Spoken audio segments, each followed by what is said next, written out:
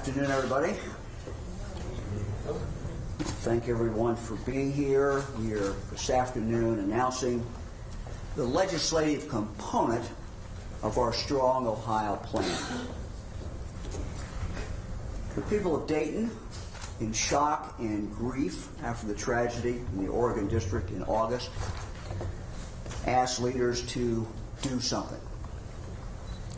48 hours after that shooting, I unveiled our Strong Ohio, a 17-point plan focused on protecting Ohioans and keeping Ohioans safe. Strong Ohio is a comprehensive approach to violence reduction, which is designed to do the following. 1, better help individuals who pose a danger to themselves and others, to get them help.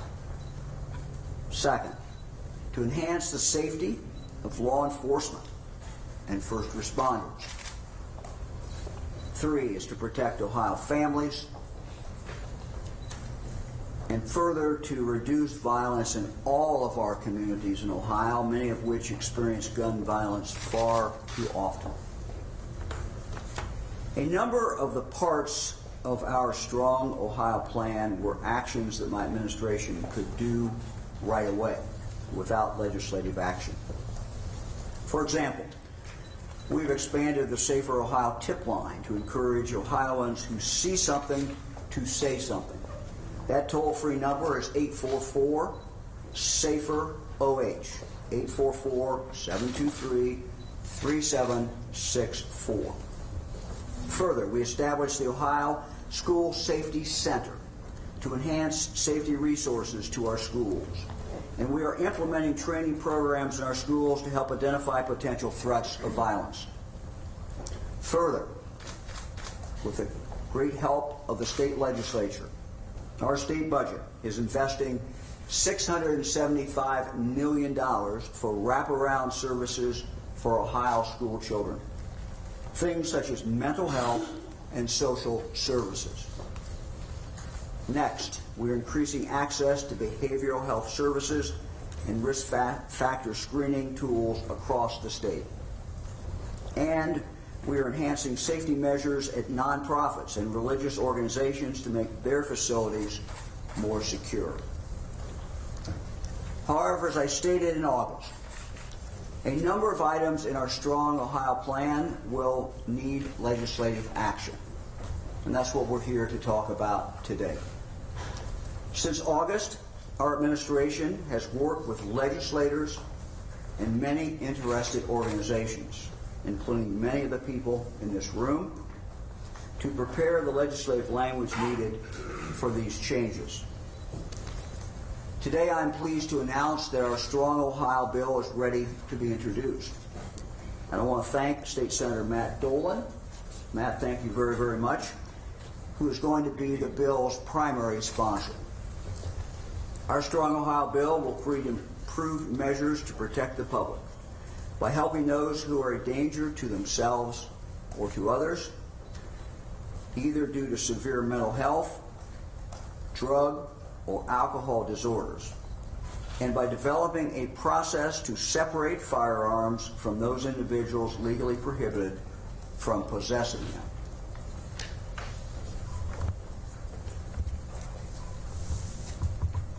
Our Strong Ohio bill will enhance the state and federal background check systems to ensure more thorough results and prevent those under a weapons disability from purchasing a firearm. Our Strong Ohio bill will increase the number of private sale background checks in Ohio while also protecting the rights of law-abiding gun owners. And our Strong Ohio bill will decrease gun violence overall by giving local authorities better tools to hold accountable that small number of people who are responsible for most gun-related crime. When I unveiled our Strong Ohio plan in August, I committed that any legislation must achieve these 3 goals. 1, it must be constitutional. It must respect both the Second Amendment and Ohioans' due process rights. 2, it must make a significant impact on the safety of all Ohioans and save lives. And 3, it must be able to pass in the General Assembly. The bill that will be introduced by Senator DeWine, this bill meets all 3 of these criteria. Over the past 2 months, we have met with legislators, Second Amendment groups, law enforcement, mayors, the behavioral health community, and many, many others to ensure our bill achieves these goals. We have listened and we've consulted. We have heard their concerns. We have listened to their points of view. And I believe that we have come up, frankly, with better legislation as a result.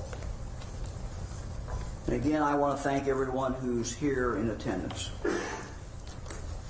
Mayors, sheriffs, prosecutors, legislators, doctors, educators, and so many other community leaders.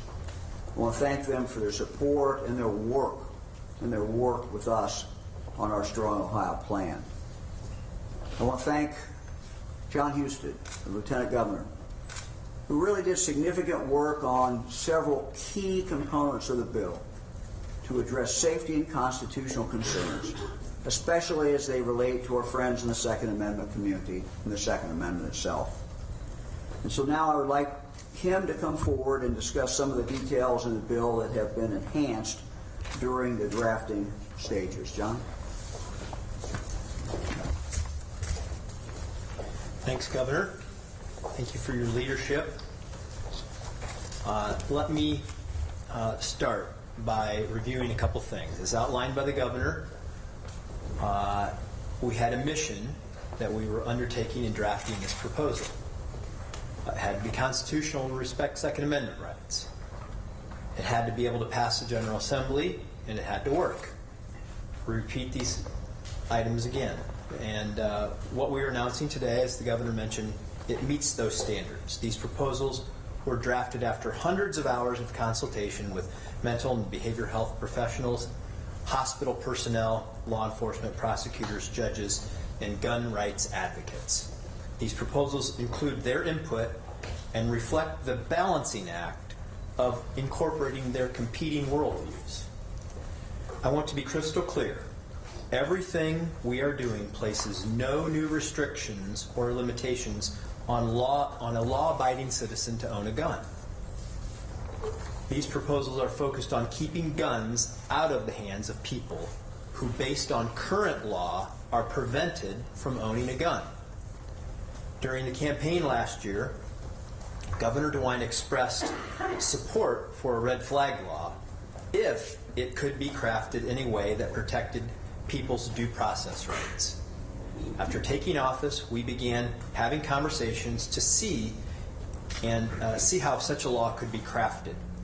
Following the Dayton shooting on August the 4th, the Governor and I announced where we were in those discussions. The conversation at the time was to draft a red flag law that included due process, whereby a person would have the right to defend themselves in court before they lost their ability to possess a firearm. This proved to be inadequate and unworkable for 2 main reasons. 1, a valid due process period would take at least 72 hours, which created a potential danger in itself during that 72-hour period. It also ultimately created a danger for law enforcement officials by giving advance notice to a potentially violent person that they were coming. The other inadequacy of a red flag law is that just removing the gun does not mean you've helped the person or kept others safe. As we know, there are many other ways to harm yourself or others than with a gun. An adequate approach must focus on the person, not just a gun. For these reasons, we are not proposing a red flag law.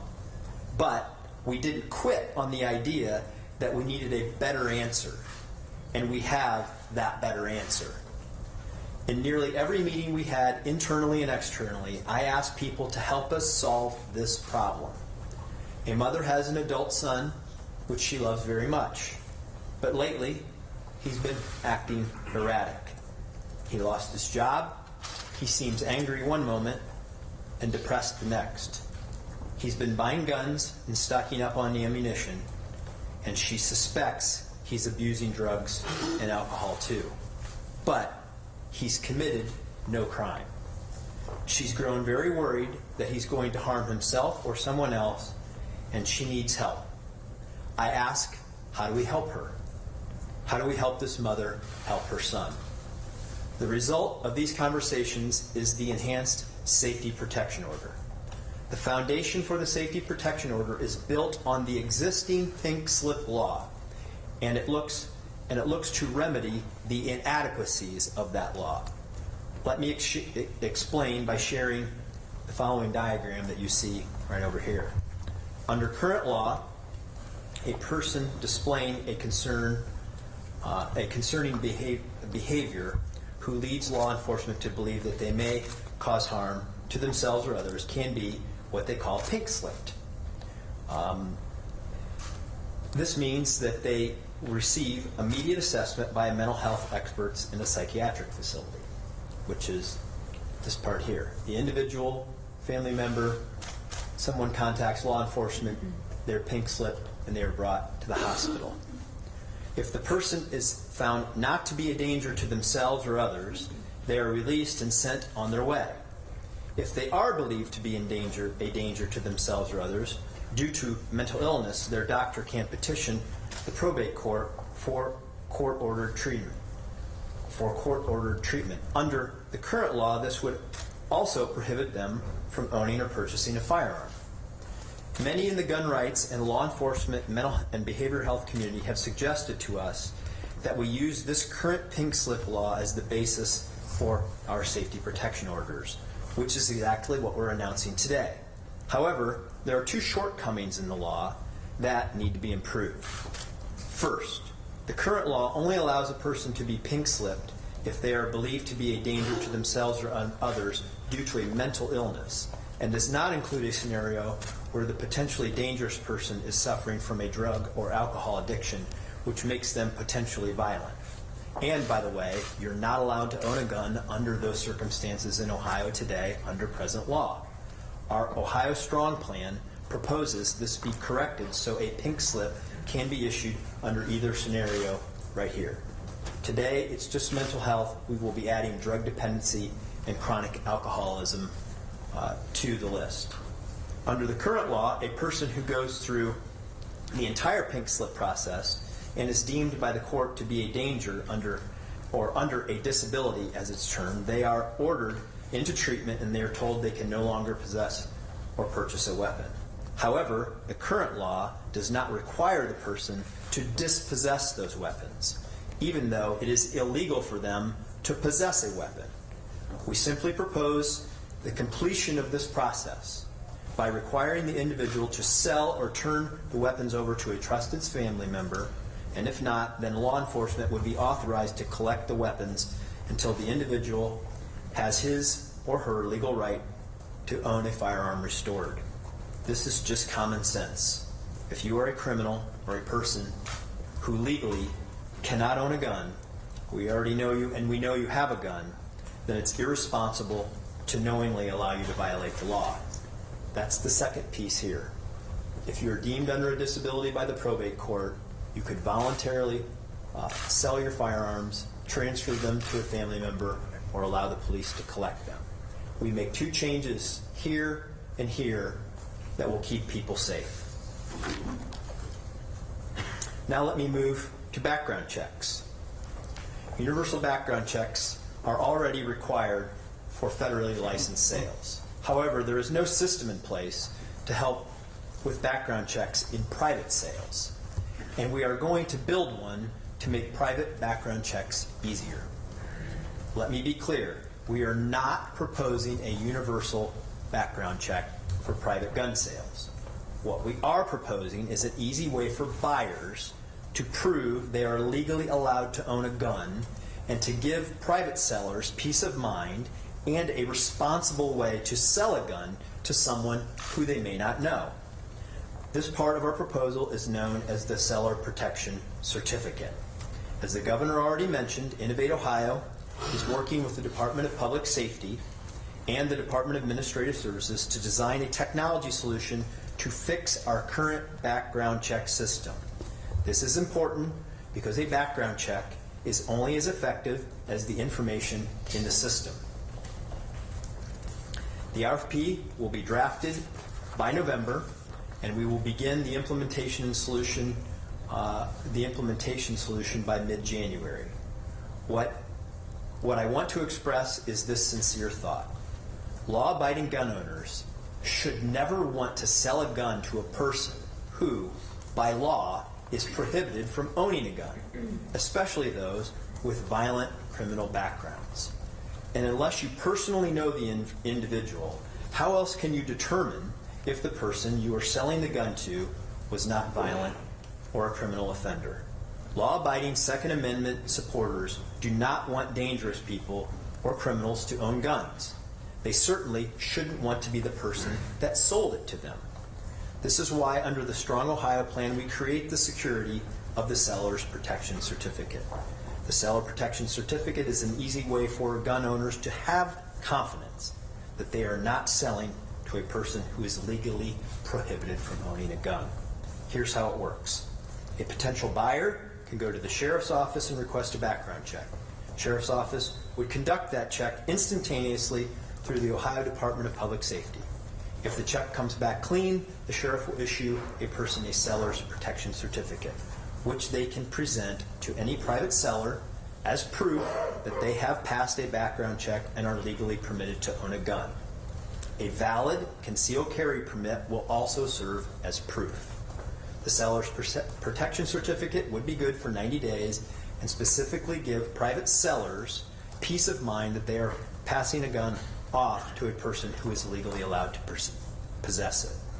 Under this plan, private sellers won't have to require the Seller's Protection Certificate, but they will have an incentive to require one, because if they have a Seller's Protection Certificate, they will always be able to prove that they conducted a legal sale and that they did everything they could to ensure that they were selling to a person permitted to have a firearm under law.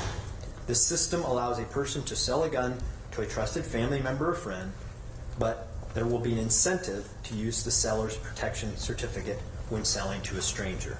Under the old system, the seller could very reasonably say, "I didn't know he was a bad guy."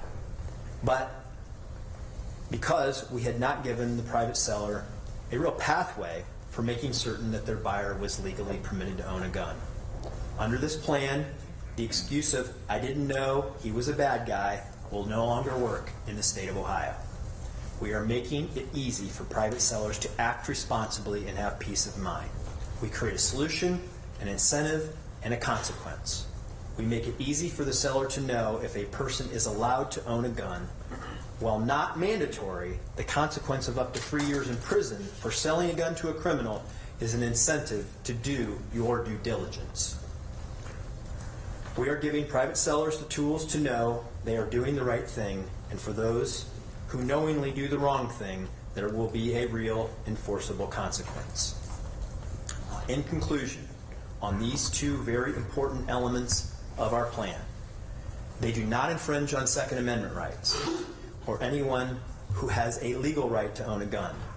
What the plan does is put dangerous people, criminals, on notice that if you're a threat to yourself or others, you are not legally allowed to possess weapons, and we're going to build a system to ensure that you don't.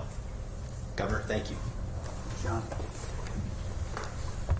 Let me now introduce Matt Dolan, who's the sponsor of this bill. And again, Matt, thank you very much for doing this. Thank you, Governor. Good afternoon. First, I'd like to thank the Governor and Lieutenant Governor for their leadership on this issue. I would note that this process began before the horrible tragedy in Dayton. So gun safety has been on the minds of the administration from the beginning of his administration. So the question for me is, can we all gather again in a few months for a signing of Strong Ohio? Well, this is what I know about the legislature. We come to Columbus with a diverse ideas diverse thoughts, and a diverse approach to this issue. But I am also extremely comfortable that we are unified in our results. And the results is a safe Ohio, that people feel safe in their schools and in places of gathering and in their streets. A healthy Ohio, that a person who is suffering from mental illness, addiction, has the ability to get help. And an Ohio that protects our basic rights, our right of due process and our right, our Second Amendment right to own a gun. I believe Strong Ohio accomplishes all three of our unified goals. But Strong Ohio will not be debated in a vacuum. The governor mentioned quickly in his remarks some of the items that we have done in the budget in dealing with mental health and providing for help throughout the state. There's also legislation that has previously passed, both in this legislature and in previous ones, that deal with gun safety, that deal with the ability for mental health patients to get help.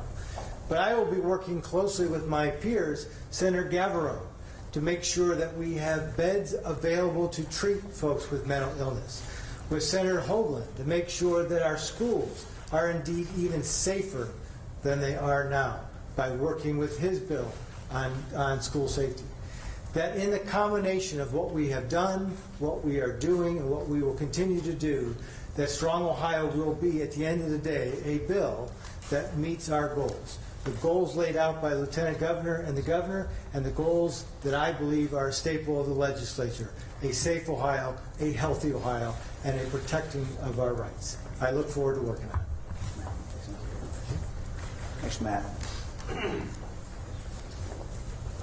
After I learned about the tragedy in Dayton, I texted the mayor, and she texted me right back, and not too long after that, Fran and I went over, and the mayor gave us a briefing. We went to the crime scene with the mayor again that night. I want to thank Ann Whaley for the great job that she did during this tragedy. I want to thank her for her support of this bill, and frankly for her wise counsel in the preparation of this bill. Mayor, thank you. The mayor has her button on. So. I want to also thank the governor and lieutenant governor for including us and the Ohio Mayor's Alliance in this process. And I know fellow Mayor Tito Brown will be speaking soon, but I want to recognize some of the mayors that are with us here today. We have David Scheffler from Lancaster here in support, Mayor Warren Copeland of Springfield, and Mayor Dan Horrigan of Akron. There were others that couldn't make it on the short notice, but we are all united in the effort to work this bill. Do something. Do something. When we gathered for a vigil in Dayton the night after the Oregon district shooting, that is the cry the governor and I heard from the crowd. And I'm glad to be standing here with him today after he heard that call to do something. I've made it clear to Governor DeWine that I think there are things in the bill that could go a bit further, and I know this bill does not go far enough to end gun violence in our communities. But this is an important start. This is the first time in my career that I have witnessed our state government seriously consider restrictions on access to guns instead of allowing more dangerous weapons in our communities. The Strong Ohio plan creates incentives for additional background checks to occur. I hope we can get to a system of universal background checks, but this is a step.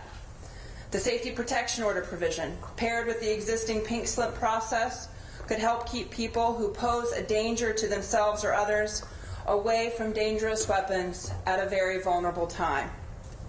Again, I am very glad to be standing here today, finally looking at progress in the right direction on gun reform. There is still much work to do. The governor, mayors like myself, and our state legislators are elected by the people to govern, not to score political points. Governing is difficult. Change can be slow. But I know that as with all things in Ohio, We are more likely to get there if leaders from both sides of the aisle are working together. Thank you, Governor and Lieutenant Governor, for your leadership.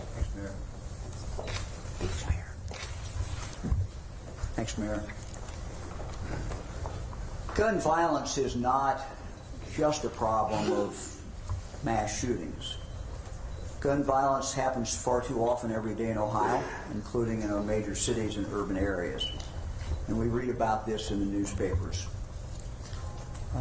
Just this morning, Cleveland.com, I read an article about a young boy who was injured in a shooting. We also saw an example a few weeks ago. A young girl was killed. Both of these in drive-by shootings. In both cases, these victims were innocent victims. Great, great, great tragedy. I want to thank the mayors from across the state who support our efforts in the Strong Ohio Plan to address these issues as well, including Youngstown Mayor Tito Brown. The mayor and I have talked about these problems, certainly problems that are not unique to Youngstown, but that the mayor does see in Youngstown as well as we see in other cities across the state. So, Mayor, thank you very much for being here, and I invite you to come up. Thanks, Mayor. Thank you, Governor. Thank you. Well, good afternoon to everyone. Mayors and police chiefs on the front line, we have a unique understanding of how gun violence impacts our communities. When there's a shooting, the chief and the mayor get all the calls. We see firsthand the devastating impact that gun violence has on our residents. This plan is just one step, bringing much needed change to gun laws in Ohio. Mass shootings are horrific, tragedy, but violent crime happening every day across Ohio are tragedies too. Youngstown, Ohio, we've seen our share of gun violence. The Strong Ohio bill will decrease gun violence overall by giving local authorities better tools to hold accountable the small number of people who are typically responsible for gun-related crimes. We know who they are. We just need help to deal with them. Overall, most street-level gun violence in Ohio is committed with handguns that are typically stolen or illegally obtained by criminals who do not have the right to legally possess firearms. Local judges, law enforcement officers who interact with criminal offenders every day know who's responsible for the majority of the crime, and they know which subjects are most likely to be a violent reoffender. While increased penalties and discretion for violent repeat offenders can help communities become safe and reduce gun violence, our laws must be on crime, not just tough. They must be about the crime, not just being tough. This is why we want to make sure the discretionary penalties must be limited to either previous violent felony or new violent offenses with previous felony. The Strong Ohio bill will address violence by giving local judges more discretion to impose longer sentences when it is likely that offenders will commit violent crimes after leaving custody.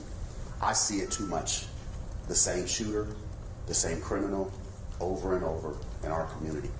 By giving local judges the power to keep most dangerous offenders in prisons longer will undoubtedly save lives of the people who would otherwise be killed. As mayor, I often say, no matter where you live in Youngstown, Ohio, you should feel safe. And Governor, thank you for doing so. Thanks, Mayor.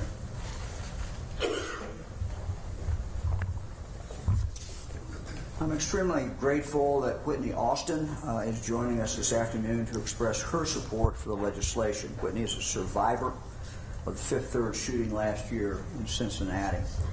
She's a responsible gun owner, is dedicated to making sure that no one else has to endure what she has endured.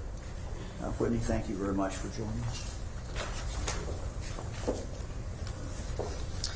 Good afternoon. Thank you to the Governor and the Lieutenant Governor for giving me the opportunity to speak today. For those of you unfamiliar with my story, I am a gun violence survivor. On September 12, 2018, I walked into a mass shooting at my place of employment in Cincinnati. It takes my breath away nearly every time I think about this.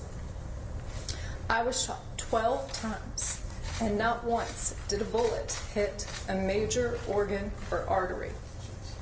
It is inconceivable. Yet here I stand, physically and mentally strong enough to be here to talk to you.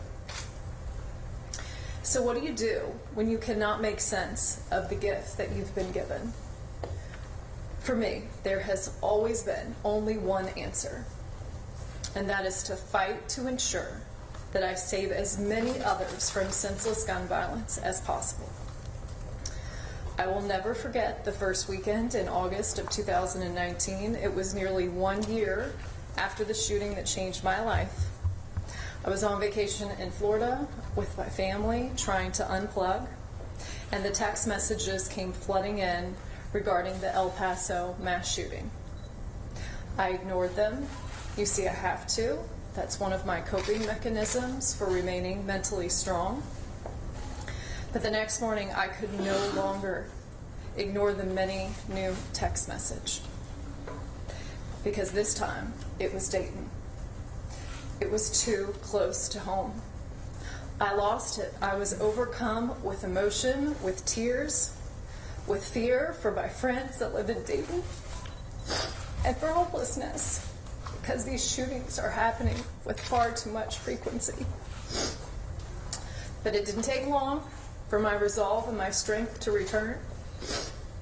One particularly inspiring moment, seeing and hearing the citizens of Dayton chanting, "Do something, do something, do something." And from the very location of the horrific shooting just hours earlier. You see, it takes many courageous and diverse voices to do something. And that is why we are all here today. Through the nonprofit that I started with my husband, Whitney Strong, we believe that lives can be saved from gun violence by advocating and executing responsible gun ownership. We also believe that there is an important role for gun owners, such as ourselves, to speak out in favor of reasonable solutions that seek to balance public safety and our right to bear arms. And this legislation does just that. It is a first step that proposes much needed reasonable changes that will help curb the nation's gun violence epidemic. Look at this stage. Look at all of these people. This is an inspirational moment, and not just because I am a gun violence survivor. This bipartisan coalition of gun owners and non-gun owners have agreed upon a path forward for saving lives. I want to speak directly to the citizens of Ohio and to the legislators of Ohio. Let us not lose the momentum from this inspirational moment. You and you alone have the power to do something, so do it. Thank you.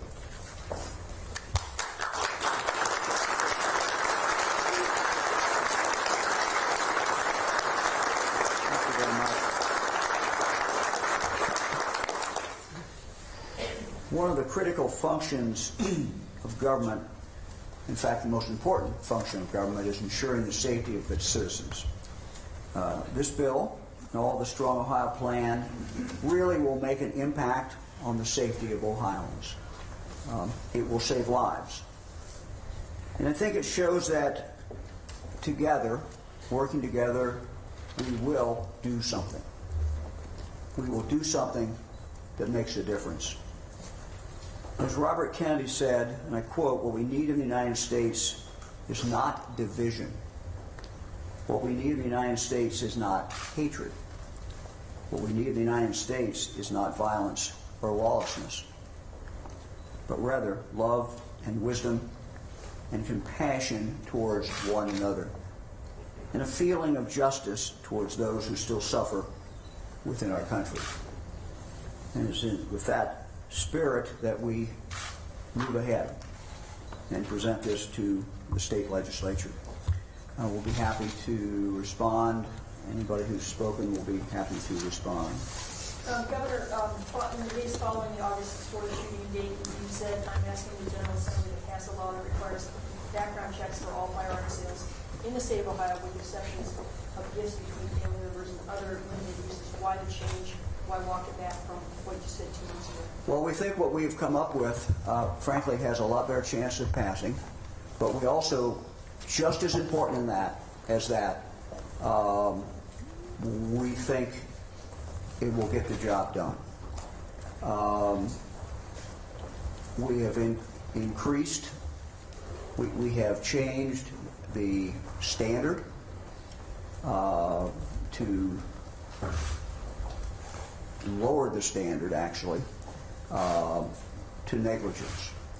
And so, again, the thing I would point out is that someone who transfers that gun to someone who is not supposed to have a gun is susceptible to a serious penalty. Under Ohio law, we increase that penalty, and we make it frankly, a lower burden that the prosecutor has to prove. So those two changes should tell everyone in the state, if you're going to transfer a gun and you don't know that person, and you're not sure whether or not they can have a gun, you darn well better make sure that you demand that a background check be done, that they present you with that certificate, or if they present you with a certificate that shows they have a concealed carry permit. So we think it's very effective. We think for the first time, frankly, it is going to really get people's attention about these type sales. And so we think it's going to work. Governor, and will work exceedingly well.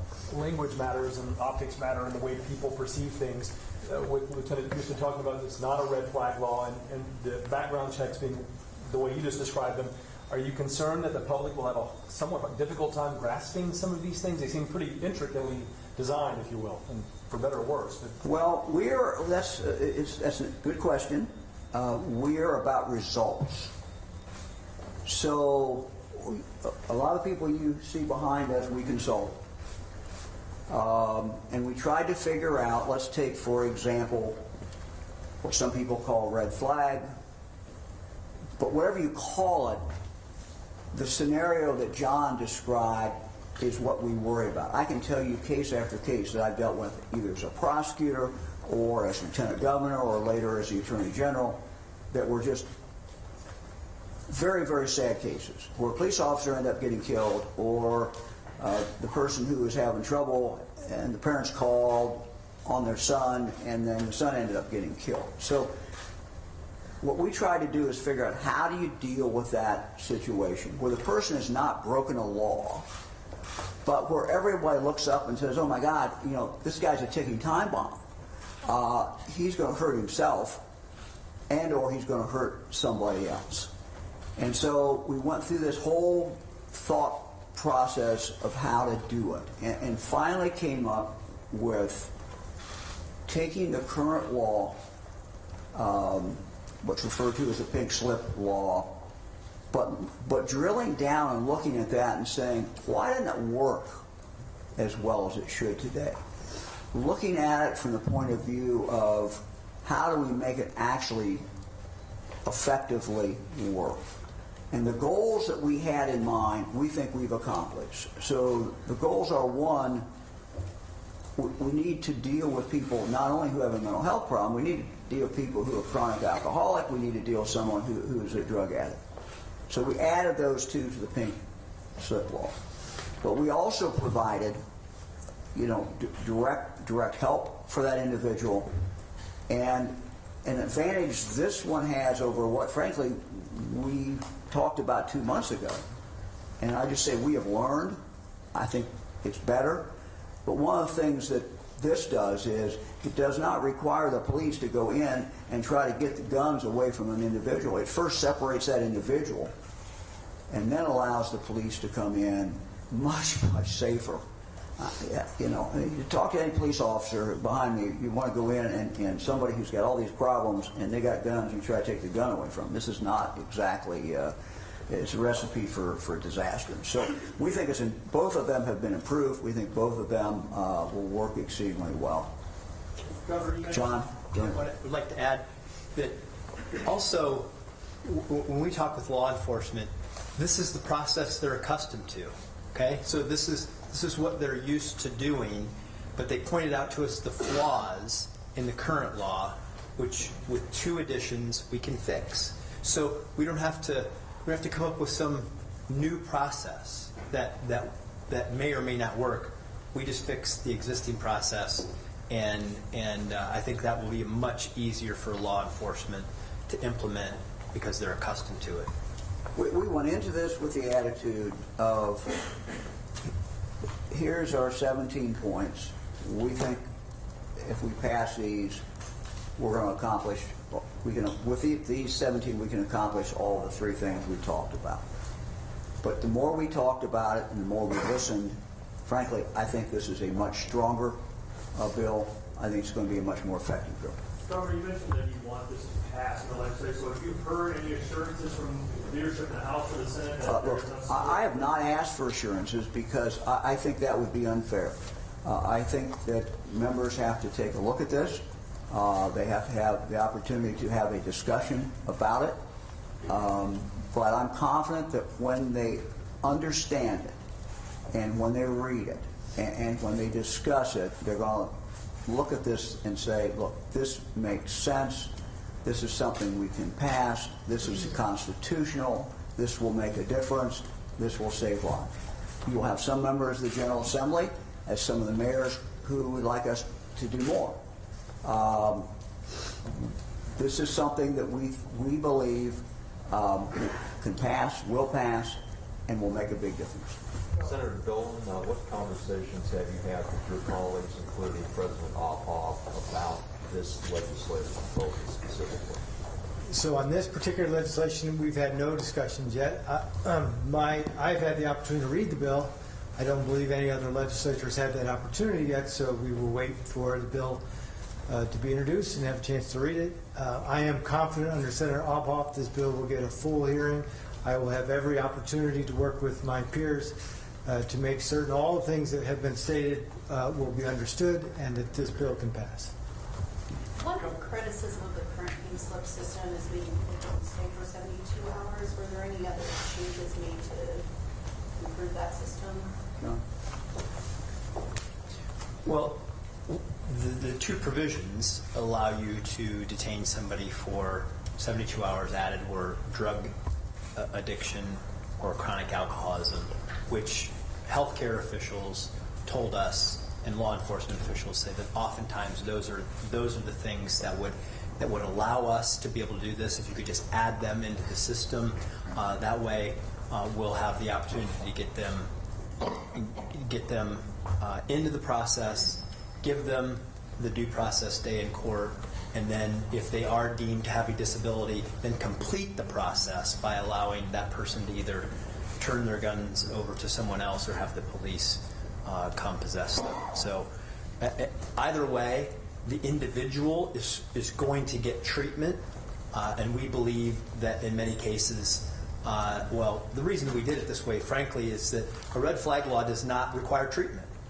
A red flag law doesn't mean that the person is going to get the support that they need to get better. There are many other ways than guns that they can harm themselves or others. This is a more comprehensive approach at helping to get them treatment and giving them due process before they would lose their Second Amendment, their ability to possess a gun under the law. And could that be done through an ex parte process, or does this have to be in an open hearing with the accused? It would be in the probate court. It would be in the probate court where the hearing would occur. You couldn't. Would that be done through an ex parte? No.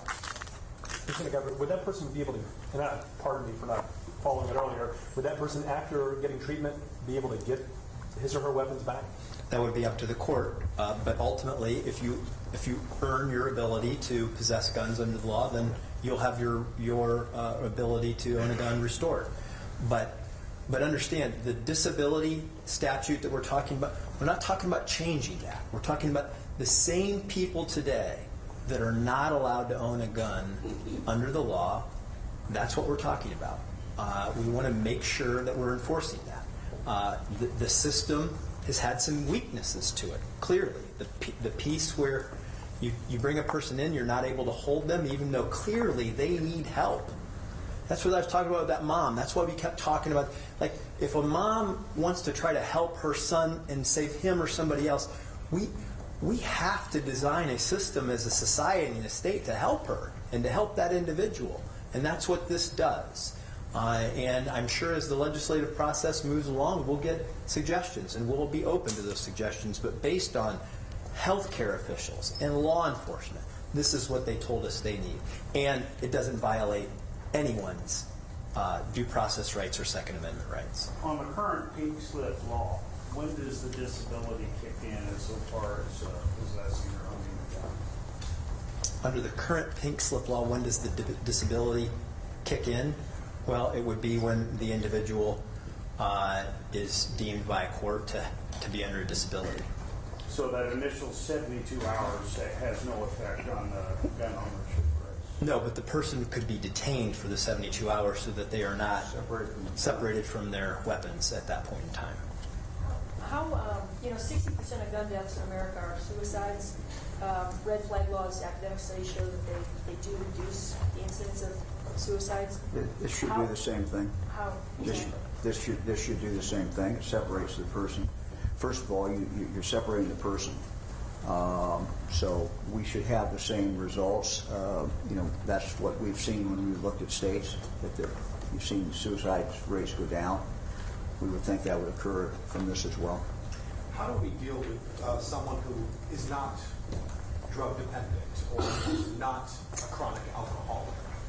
That someone may feel like could be a threat. Maybe they've said something or have written something down that would lead someone to be concerned that they would carry out some sort of mass shooting. Well, you have current law that covers that. Andy, you want to come on up here? Cover that. Andy Wilson, former county prosecuting attorney in Clark County, who has worked on this legislation. But there are current laws that, as you see from the newspaper, you see people who have made threats, who have been charged. You think the law is broken.